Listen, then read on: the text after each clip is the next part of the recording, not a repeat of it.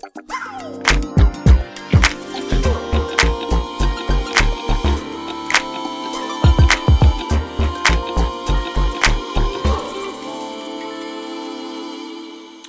up? This is Talkbox World, and in this episode, I am going to answer the question that most people have been asking me: how do I get that sound?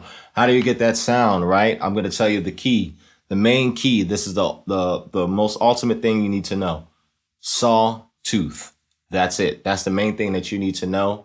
For you to understand what sawtooth is, you have to understand some basic ideas about synthesis. But basically, sawtooth is basically a certain type of oscillator wave, right? It's a certain type of sound. And when you hear it, it's very distinct. It's very cold. It's very dry. It's very in your face. It's like, right? You can hear it right here. This is basically what it sounds like, right? If you can get that sound, that's pretty much all you need, right? And you can get that sound practically anywhere. You can get it from this keyboard. You can get it from any old kind of keyboard that has a synthesizer in it. That's it. You know, you can get it from your computer, your plugins, whatever. I've done it with all kinds of different things. I've done it with plugins that's from my phone. I've done it with plugins from my computer. I've done it with all kinds of different keyboards on the fly and just got the basic sound. So the only thing that you have to look for is sawtooth. You can find that anywhere. So now, if you've been watching some of the other episodes from before, now I'm bringing you completely up to speed so you can understand basically what is going on here, right? So what I have here is my keyboard that is feeding that sawtooth sound into my amplifier.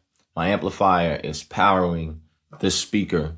And then from the speaker, that sound travels through this tube, and I shape that sound with my mouth. And that's what makes playing the Talkbox so difficult and so complex, right? You have to have all of this coordination going on at the same time, right?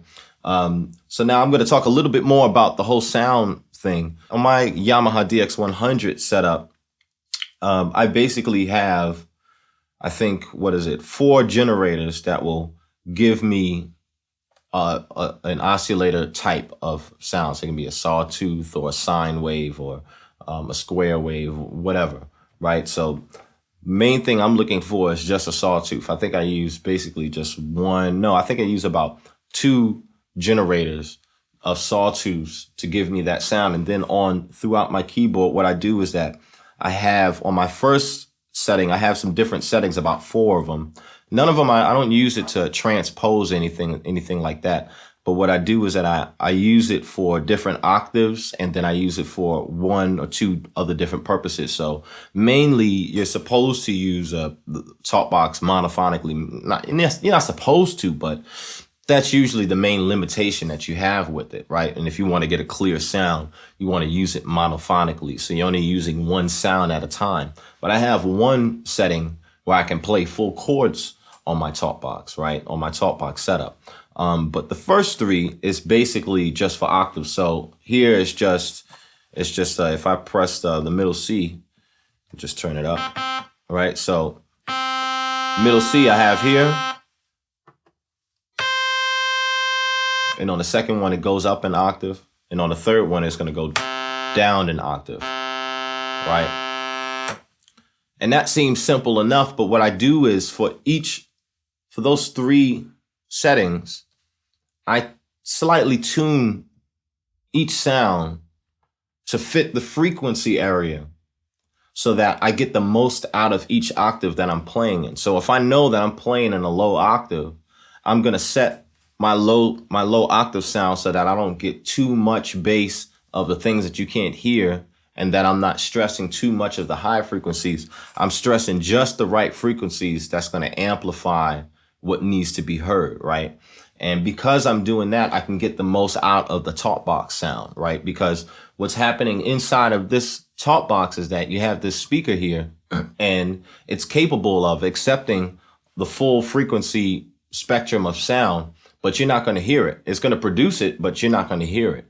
And as long as it's producing it, it's taking up bandwidth. It's taking up space for the Talkbox to produce other sounds, right? And it could drown out some of the mid tones or some of the low tones that you really need to hear through the Talkbox tube or through the Talkbox sound, right? So that's the way that I kind of approach setting up my keyboard for a certain sound. So on the first one, I have a little bit more stress around the mid frequencies when I'm playing in this register, right? So when I'm playing up here,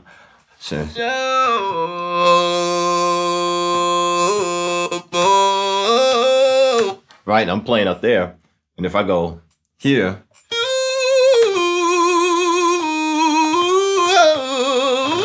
right, and I'll maybe go up a little bit higher, right, of course, and then for here, I'm playing a lot lower, right, or I play lower. So I make sure that I get the best out of each octave, right? And then, of course, on the last one, I have chords. So,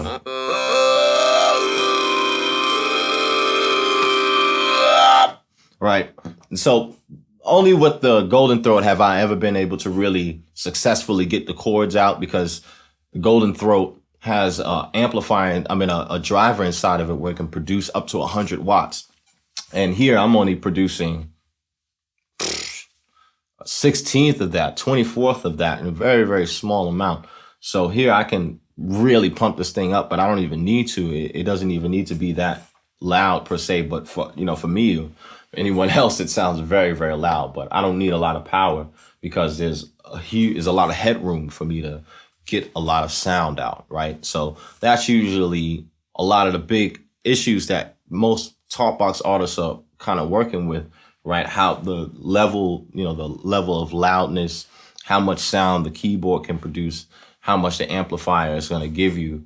And on top of that, how can you get control of the sound that's coming into the Talkbox, right? So because if you're producing too much bass or too much highs, it's going to make your Talkbox start registering into the red, and you'll unfortunately, maybe drive it a little too hard and make it explode, right? So you don't want your Talkbox to explode, of course, right? So those are the things that you want to really, really make sure of, right? So basically, it's all about sawtooth, and you can find that anywhere. If you want me to make some videos where I can show you other ways to find sawtooth sounds, I have no problem doing that for you. Just leave some comments and likes or whatever. Also, finding the sound, making the sounds tailored for whatever the purpose is as well. You definitely want to look at that as well. And also making sure you have the right level and the right loudness on your different instruments, right? On your amplifier, or depending on what kind of Talkbox you're using. I'm going to leave you guys with a clip of a fella playing the Talkbox before it was even called a Talkbox, using a steel guitar. His name is Pt.3, and he is performing his rendition of Forever.